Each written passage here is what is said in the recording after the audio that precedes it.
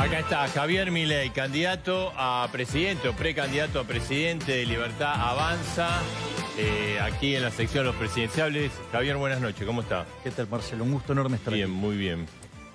Bueno, estamos complicado en la economía, complicado en la seguridad, complicado en la salud, complicado en todo. A ver, lo que hay que entender es que lo que estamos viviendo es la explosión final de un modelo decadente que tiene 100 años. Es decir, recordemos que Argentina inició el siglo XX siendo el país más rico del mundo. Argentina se disputaba la primacía mundial con Estados Unidos. Hoy, en términos de ranking de PBI, Argentina al tipo de cambio paralelo es 140. Es decir, estamos abajo de la mitad de la tabla. No solo eso, sino que además tenemos más de 40% de pobres. ¿Sí? ¿Estamos por irnos al descenso, dice usted? Bueno, Argentina ya descendió.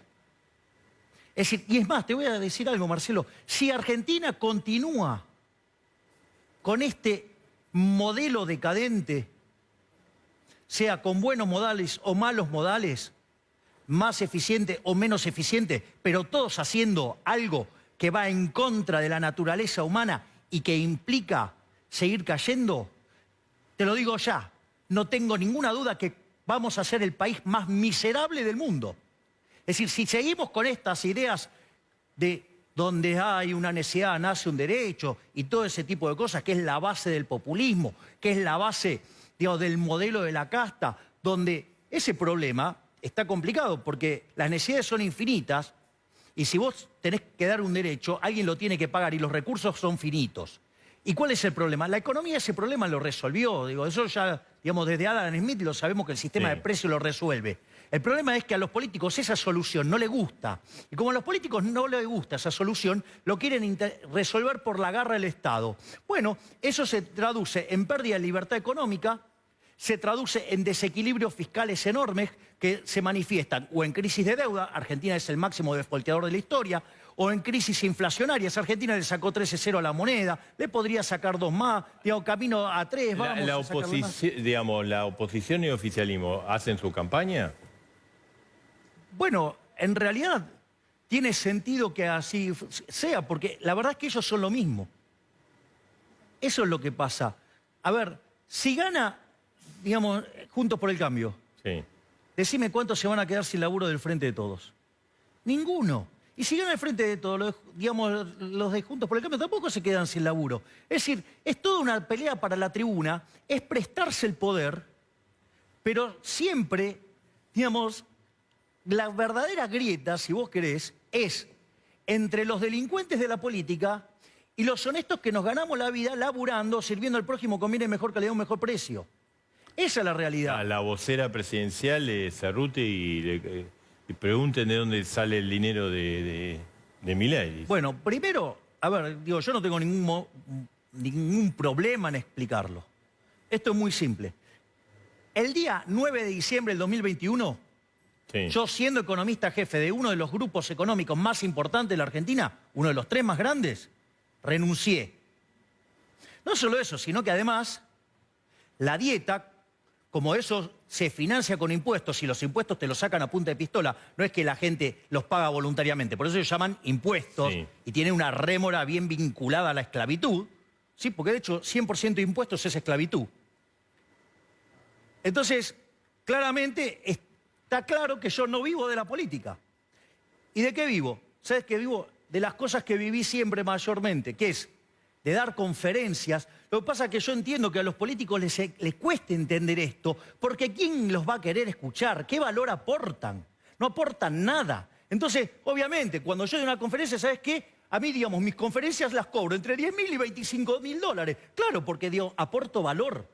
Es decir, algo que jamás en su vida van a entender porque nunca crearon riqueza. Digamos, tenés gente que lleva, no sé, 30 años viviendo en la política. No saben lo que es crear riqueza, lo único que hacen es destruirla. Otra cosa que yo hago es vendo libros. Y soy bastante exitoso vendiendo libros, ¿sí? Y no solo eso, sino que además también doy clases y cobro por dar clases también.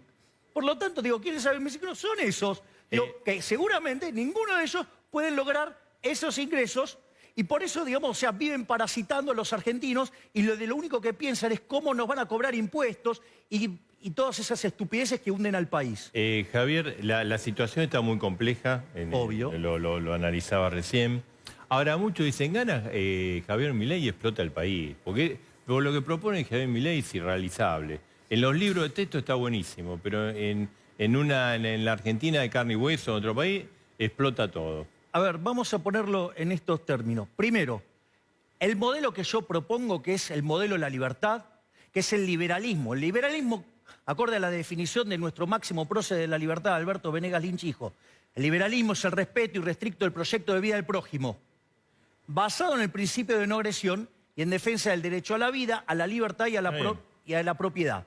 Sí, ese modelo, cuando se aplicó en Argentina con la Constitución de 1853, modificada en 1860 por la inclusión de Buenos Aires, hizo que de ser un país de bárbaro, en 35 años nos convirtiéramos en la primera potencia mundial.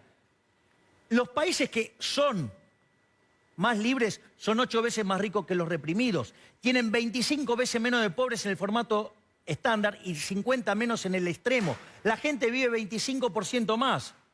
Entonces, ¿cuál es el problema con el modelo que yo propongo? El modelo que yo propongo es bueno para la gente, es bueno para el que labura, es bueno para la gente de bien, pero es pésimo para el político ladrón argento. Esa es la realidad. A ver, vamos con el ejemplo más emblemático, Claro, pero que es el del Banco Central. A ver, sí. Digo, una de las cosas que cuestiona... Esto dice, es una idea irrealizable. Todo, Bueno, claro, digo... Estados Unidos tiene Banco Central, Europa, Inglaterra... Bueno, a ver, si yo utilizo ese argumento, sí, eso es una falacia. Se llama falacia ad populum. Es decir, porque con ese criterio, en el año 1813, no hubiéramos abolido la esclavitud, porque digo, había esclavitud en todos lados. O sea, con lo cual eso, digo, no es un argumento. Primer punto. Segundo punto es, el argumento en contra del Banco Central tiene 3 dimensiones. Tiene una dimensión de índole moral, una dimensión técnica y una dimensión política. La dimensión moral es, Marcelo, ¿vos estás a favor del robo? No, claro, no. Digo, yo miro a la cámara. Argentinos, ¿ustedes están a favor del robo? Yo ¿saben qué? No. Ahora vamos a explicar por qué es un robo el Banco Central. Fíjate esto, Marcelo. Suponete que estamos en una economía que hace transacciones en moneda de oro. Sí. Viene un amigo físico y un amigo químico y me muestra cómo convertir el plástico en oro. Entonces empezamos a convertir plástico y lo convertimos en oro. Mientras que ese oro falso, que nadie se da cuenta, yo lo tengo en mi casa, ¿qué problema hay con la falsificación? Ninguno. Ahora, ¿cuál es el problema? El problema es cuando yo quiero meter esos lingotes de oro adentro de la economía.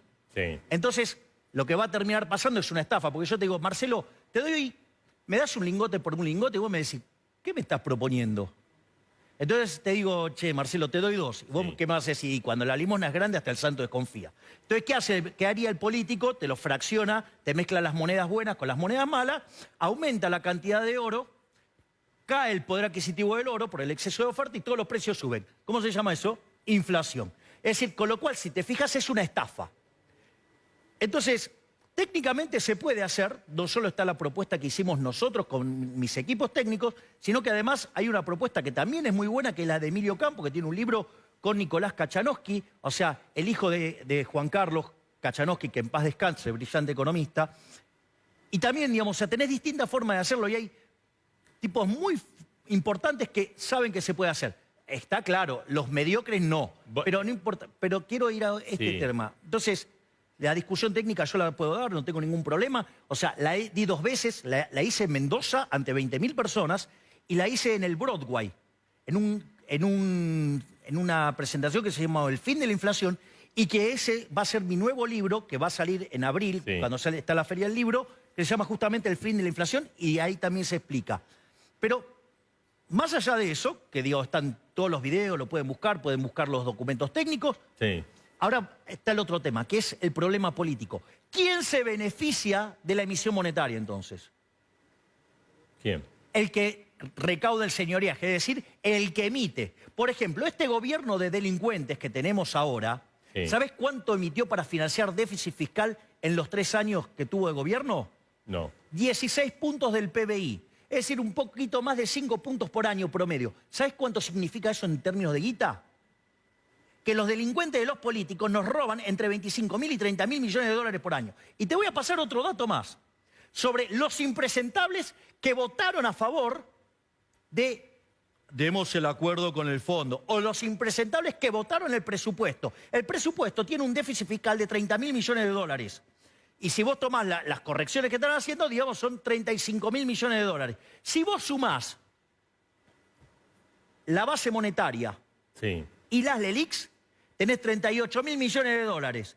¿Qué quiere decir eso? Que como los políticos están dispuestos a, digamos, o sea, un déficit fiscal de 35.000 millones de dólares, que o le rompe la cabeza a las generaciones futuras, a nuestros hijos, a nuestros nietos, a los chicos que todavía no nacieron, los argentinos que no nacieron, los que no votan, ¿sí? O te rompen la cabeza con impuesto inflacionario, con lo cual, digamos, revientan el crecimiento o revientan, digamos, o sea, los trabajadores porque le pega entre 25 y 30 veces más fuerte, o, digamos, te rompen la cabeza impuestos. Es decir, para eso ellos no tienen problema. Ahora, para tomar 35.000 millones de dólares, para rescatar las LELIQs y para rescatar, digamos, la base monetaria y para que no haya más inflación en la Argentina, eso no se puede. Javier, no es que no se puede. No quieren dejar de afanar. Te quería mostrar, viste, al inicio del trabajo que hizo Luis de Luca, que es un genio. Son los dibujitos de Adolfo. Son muy divertidos. ¿No? Vamos a ponérselo a Javier, que es el fútbol bomba. En vez del fútbol tenis, el fútbol bomba, ¿no? Ahí lo tenemos a Massa y ahí quisimos mostrar una cosita para demostrar, porque todos se tiran con la bomba. O sea, junto por el cambio y se está armando una bomba. Ahora, Kicillof le armó una bomba. En realidad, Scioli se la armaba, después fue Macri. Macri dejó un presente griego a Alberto Fernández y ahora parece que... ¿Puede explotar esa bomba? A ver, la bomba sí va a explotar. Lo que no sabemos es cuándo. O sea, y te lo digo yo, que me hice famoso con un libro que se llama Política Económica contra Reloj, donde avisábamos que iba a haber la crisis y lo simulamos con un modelo de predicción de momento de crisis. Y siempre expliqué que en realidad es una forma de ver si la crisis se aleja o se acerca, no para decir... ¿Pero la bomba puede explotar este año o la explota al próximo año? Eso no lo vas a saber. Pero, a ver, la bomba está. Y Argentina, fíjate, tiene indicadores sociales que son peores a los que vos tenías en el 2001, o sea, la previa a la crisis de la convertibilidad. Tiene indicadores monetarios que son el doble de malo de los que vos tenías en la previa al Rodrigazo, en 1975. Para recordarle a la gente lo que fue eso, implicó que la inflación se multiplicó por 6 y la pobreza se multiplicó por 5. Quiere decir que si fuera como el Rodrigazo, vos estarías en condiciones de multiplicar la inflación por 6, o sea, irte a niveles de 600%.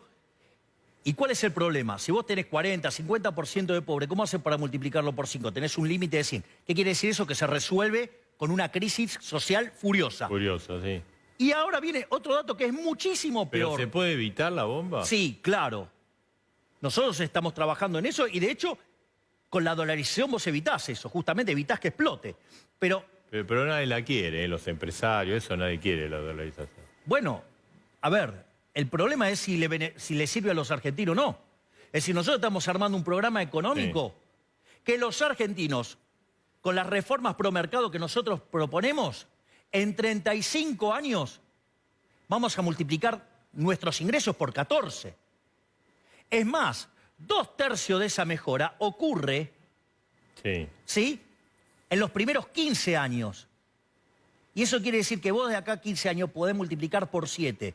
Parte tiene que ver con la apreciación cambiaria y parte tiene que ver con el crecimiento que vas a generar. Hay que evaluar, ahora, digamos, para corregir, hay que sincerar los precios, hay que evaluar. En realidad, depende, digamos, para la dolarización, no solo tenés que tomar... Primero lo que hay que hacer es ser honesto intelectualmente. Ser honesto intelectualmente implica que tanto las LELIQs como la base monetaria la tenés que tomar al tipo de cambio de mercado, no al oficial, que es una ficción.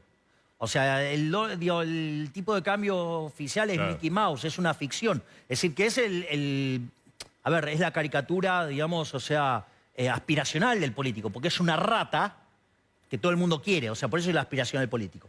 Ahora, una vez que vos haces esto, lo que tenés que mirar es qué hay en el activo. O sea, vos esto lo podrías hacer, sí, con este tipo de cambio y con los títulos cotizando en torno a 20-25% de su valor, vos podés dolarizar. Ahora, ¿qué es lo que pasa? Fíjate esto, los títulos de Argentina cotizan, oscilan entre 20 y 30%, o sea, con lo cual están dadas las condiciones para hacerlo. Pero fíjate qué mal que estamos, que Sri Lanka defaultió y cotizan a 50. Y los nuestros oscilan entre 20 y 30 según la barbaridad que van a hacer estos muchachos. Quería mostrarte una imagen, ¿no? Lo que digo es, se puede hacer. Sí. Y además voy a decirte algo más. Crecer no es un milagro, porque lo lograron un montón. Es decir, ¿querés un ejemplo reciente? Lo logró Irlanda. ¿Querés ver experimentos, de mucho crecimiento? Mirá lo que es la India, mirá lo que es, Corea del Sur, mirá lo que es Singapur. O sea, ¿se puede hacer? Sí. O sea, los que te dicen que no se puede hacer es los que viven de este negocio nefasto. Claro. Javier, quería verle esta imagen, que es la imagen de El Salvador, de las cárceles de El Salvador, ¿no? Esta cárcel que armó Bukele. ¿Vos harías algo así? A ver, es el caso de Salvador. Yo la verdad que el caso de Salvador no lo estudié. Lo que nosotros sí tenemos resuelto es lo que queremos hacer para Argentina. Lo primero que tenés que comprender es que cuando vos ves estos problemas, hay una cuestión de índole coyuntural y hay una cuestión de índole estructural. Es decir, el problema es que Argentina tiene toda la estructura podrida. Entonces vos necesitas cambiar esto radicalmente, pero radicalmente en el sentido de la palabra, no de lo que es radical en Argentina, que es la tibieza, no, eso no, radical en el sentido de la palabra. ¿Qué quiere decir esto? Nosotros, ¿qué es lo que estamos diciendo? Cuando vos decís, bueno, mando las Fuerzas Armadas, por ejemplo, ¿podés hacerlo? No. ¿Por qué no podés hacerlo? Porque la Convención de Ginebra dice que los uniformados no le pueden tirar a los no uniformados, primer punto. No podés hacer eso. Sí. ¿Y qué es lo que pasa? Y también tenés podrida la política, porque si suponete que todo el mundo se pone de acuerdo y no tenés las leyes y lo haces, ¿sabés qué es lo que pasa? O lo haces y aún haces las leyes. ¿Sabés lo que va a pasar? Después viene algún otro gobierno progre y ¿sabés qué hace? Te mete a todos los que te salvaron las papas hoy, te los mete preso por delito de lesa humanidad. Por eso no funcionó en Colombia, por eso no funcionó... Pero vos harías algo así. Mucha gente... No, pero son varias cosas, Marcelo. O sea, entonces no funcionó en Colombia, no funcionó en Ecuador, no funcionó en México. A ver, entonces, ¿qué es lo que tenés que hacer? Vos tenés que ir por una reforma donde modificás la Ley de Defensa Nacional, modificás, ¿sí?, la Ley de Seguridad Interior, modificás la Ley de Inteligencia, modificás el sistema carcelario, bajás una nueva línea de cómo es la nueva Argentina. La nueva Argentina tiene una nueva doctrina. La nueva doctrina de seguridad es que el que la hace, la paga. El que la hace, la paga. Si quieren ver dónde yo me inspiro, digamos, básicamente, es cuando bajo esta línea los equipos y los equipos me devuelven estos trabajos, es Gary Becker, análisis económico del derecho, el que las hace, las paga. ¿Sí? Se terminó con la estupidez esta zafaroniana de que los, digamos, Sería mano dura, digamos, lo que se dice mano dura. No, es mano justa. ¿Qué quiere decir? Que el que la hace, la paga. Es decir, no puede ser que sigamos con esta estupidez que ponemos a la víctima en el lugar del victimario y al victimario en el lugar de la víctima. Eso no va a funcionar porque le baja los costos a los delincuentes y toda actividad, ¿sí?, que le incrementa el beneficio, aumenta. Y eso es lo que vos estás viendo. Entonces, ¿qué es la nueva doctrina de seguridad? El que la hace, la paga. O puesto de manera simple. Mirá, hay unos señores que se visten de verde, otro de azul y otro de blanco que se dedican a cuidar la seguridad nacional. Y después hay unos señores de azul con gorra. Esos son los buenos. Y los que llevan el trapo en la cara y en los palos, esos son los malos. Javier, gracias,